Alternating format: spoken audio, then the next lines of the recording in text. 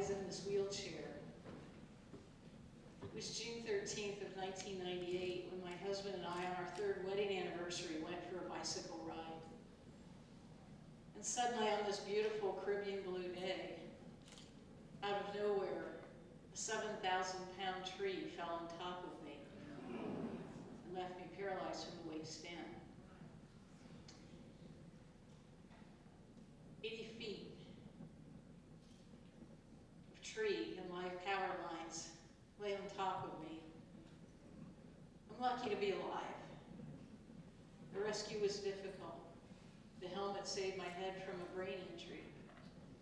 I was rushed to the hospital for 4 hours of surgery and put back together again by some very skilled surgeons. I spent the summer of '98 in rehabilitation and the next 2 years, 3 days a week in physical and occupational therapy. I don't know if any of you have had a near-death experience, but that's what this was. When the anesthesiologist put the needle in my arm prior to the surgery, my last thought was, would this be my last thought? I wasn't sure I would live through the spinal cord surgery that was 4.5 hours. So I've got to explain to you where my inspiration came from for the rest of my life since June of '98. And it was waking up in the hospital that first moment Sunday when I realized I was alive. I realized I was in the hospital and that I had been given another chance, that I didn't die, and that life would go on. But the motivation to live, to understand the gift of life, was very strong in that hospital bed that day, as I realized I had to take the situation, no matter how bad it was from that tree, and do something good with my life. When I found out that morning I had a spinal cord injury, those were heavy words to hear. You see, there's no cure for this at this point. And that motivation on that Sunday morning drove me to work on my body and to get better. I started sharing what I was learning with others.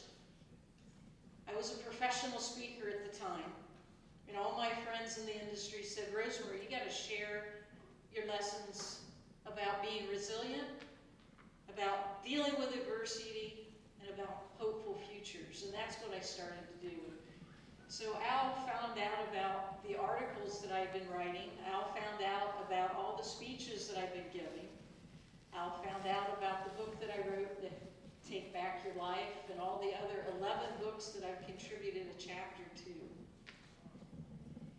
And then can you imagine coming home to your home in a wheelchair, what that would be like? First of all, there's probably a step there somewhere preventing you from coming in, just like the steps that prevented me from getting on this stage. It had to be modified tonight, and so did my home.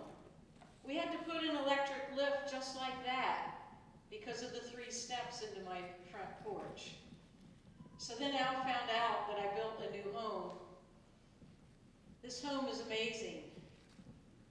This home makes it independent for me. This home is totally accessible and green and healthy and an amazing home. My husband and I just finished building it